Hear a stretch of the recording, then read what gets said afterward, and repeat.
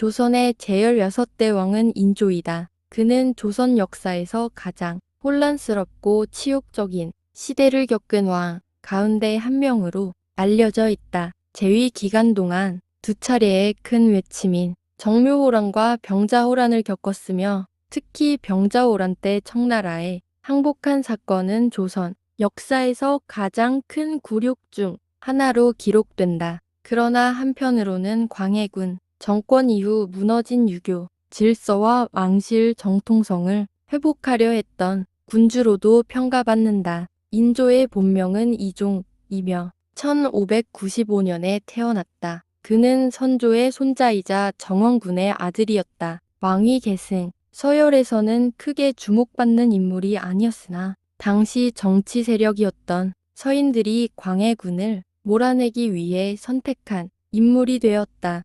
1623년 서인 세력은 광해군의 정치가 폐륜적이며 왕실 질서를 무너뜨렸다고 주장하며 쿠데타를 일으켰다. 이를 인조반정이라 한다. 반정군은 창덕궁을 장악했고 광해군은 폐위되었다. 이후 능양군이었던 인조가 왕위에 오르게 되었다. 인조는 즉위 후 가장 먼저 광해군 시기의 정책과 인물들을 대거 정리했다. 특히 광해군이 추진했던 중립 외교를 버리고 명나라와의 의리를 강조하는 친명배금 정책을 펼쳤다. 조선은 오랫동안 명나라를 은혜를 입은 나라로 여겼기 때문에 많은 신하들이 이에 동조했다. 그러나 당시 만주 지역에서는 후금이 빠르게 강대국으로 성장하고 있었고 이런 외교 노선은 결국 큰 전쟁을 불러오게 된다. 1627년 후금이 조선을 침략했는데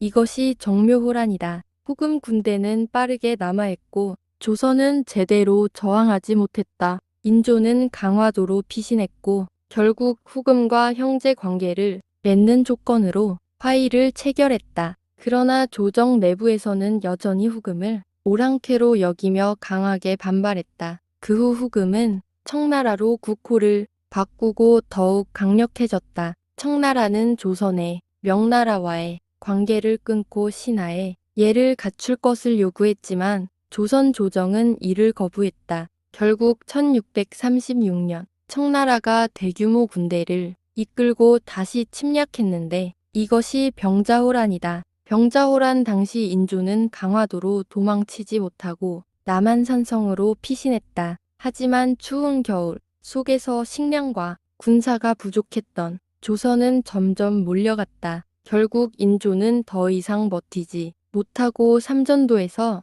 청태종에게 항복했다. 그는 왕이 직접 무릎을 꿇고 머리를 조아리는 305고 누례를 행했다. 이는 조선 역사상 가장 치욕적인 장면 가운데 하나로 남아있다. 또한 인조의 두 아들인 소현세자와 복림대군은 청나라의 볼모로 끌려갔다. 특히 소현세자는 청나라에서 서양 문물과 새로운 사상을 접하며 국제적인 시야를 넓혔다. 그는 훗날 조선이 새로운 길로 나아가야 한다고 생각했지만 귀국 후 갑작스럽게 죽음을 맞이했다. 그의 죽음에는 독살설까지 제기될 정도로 의문이 많았다. 인조는 소현세자보다 둘째 아들 복림대군을 세자로 삼았는데 그가 훗날 조선 제17대 왕인 효종이다. 인조는 청나라에 대한 복수심이 매우 강했고 효종 역시 북벌 의지를 품게 되었다. 정치적으로 인조 시대는 붕당 정치가 더욱 심화된 시기였다. 반정을 통해 권력을 잡은 서인 세력이 전국을 장악했고 남인과 북인은 크게 위축되었다. 그러나 내부 권력 다툼은 계속되었고 왕권도 강하지 못했다. 인조는 중요한 순간마다 우유부단한 모습을 보였다는 평가를 받는다. 경제적으로도 인조 시대는 매우 어려웠다. 두 차례의 호란으로 국토가 황폐해졌고 백성들의 삶은 극도로 피폐해졌다. 농토는 파괴되고 세금 부담은 커졌으며 많은 백성들이 굶주림과 전쟁 피해에 시달렸다. 또한 청나라에 바쳐야 하는 곡물과 인질, 문제까지 겹쳐 국가 재정은 크게 흔들렸다. 문화적으로는 전쟁 속에서도 학문과 유교 질서를 유지하려는 노력이 이어졌다. 그러나 사회 전체 분위기는 매우 침체되어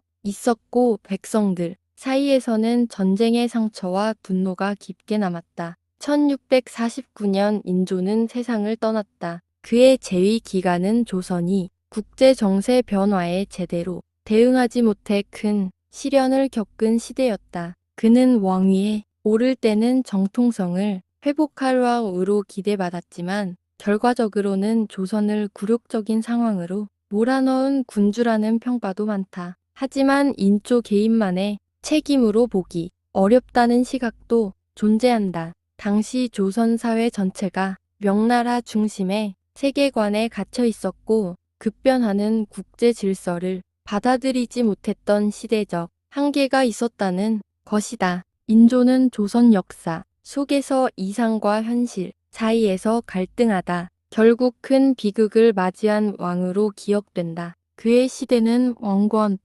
외교, 전쟁, 붕당 정치가 복잡하게 얽힌 조선 중기의 중요한 전환점이었다.